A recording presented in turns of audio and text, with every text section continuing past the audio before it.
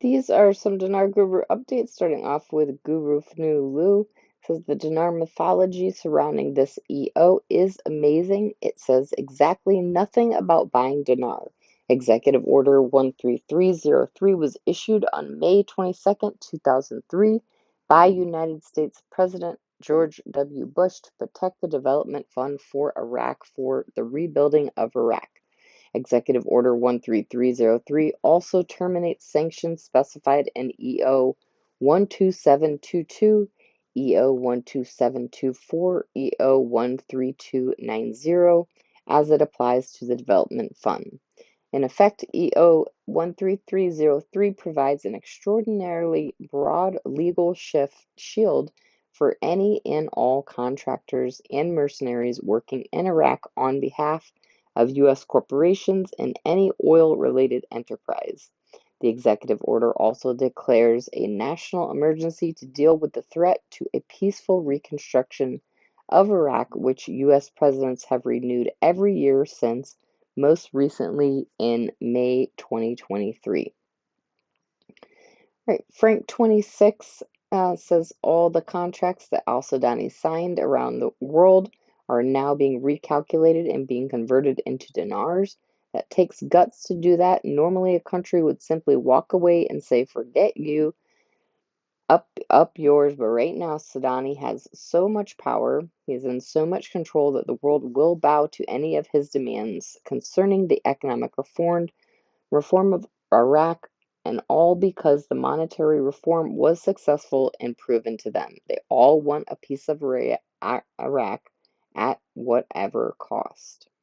Sandy Ingram says a pivotal moment looms on the horizon with Iraqi Prime Minister Mohammed Shia al-Sudani slated to visit Washington, D.C. on April 15th, 2024.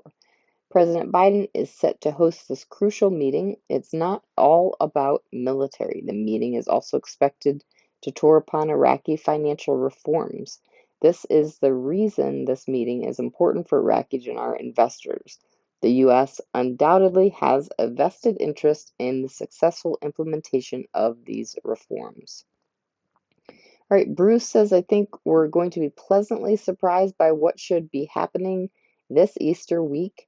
Thursday is looking very good for us, so the idea is that we do get started this week before the end of the month, and that's a very positive thing. That's really good news. I'm really excited about this week, guys. All right, Walking Stick says the citizens of Iraq are not exchanging for the float. They're exchanging for purchasing power. That's all the Iraqi citizens get, and they only get purchasing power of their currency, which is everything to them. Militiaman article quote, Fuad Hussein, America avoids talking about sanctions against Iraqi banks. The banks that were sanctioned were likely the ones that have had connections to the crime of the century. Those arrest warrants for many in the previous government are fresh in the news. Regardless, the U.S. Treasury has more important things to talk about. They're talking about reforming the banks and financial issues above and beyond energy. Things are coming along very well. They're setting the stage in the USA and UK while informing us all along the way. I so very like today's news. It is amazing. All right, Mark Z via PDK. Bank story. One of our members went into Wells Fargo, spoke to a manager. She asked if all the recent redecorating was because they were going to be a redemption center. The manager said, as a matter of fact, yes, then went on to say that they have to wait for a notification to start. I thought this was a positive, as we rarely get a positive story from Wells Fargo. All right, Pimpy says, surprise. I literally just a couple months ago was looking up the steps Iraq has to take in order to get back on the SWIFT system, and it listed everything saying they were in the process. That's all it said.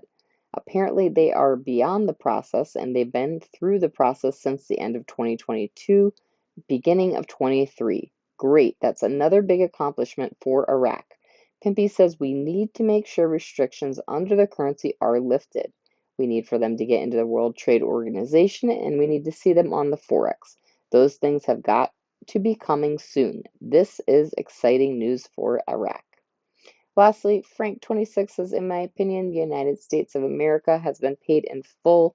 Mission accomplished. In my opinion, Iraq and the United States have come to an agreement on many files, and the one important file was the sanctions on the banks that needed to be lifted. There is a lot happening. It is complex. It is tedious.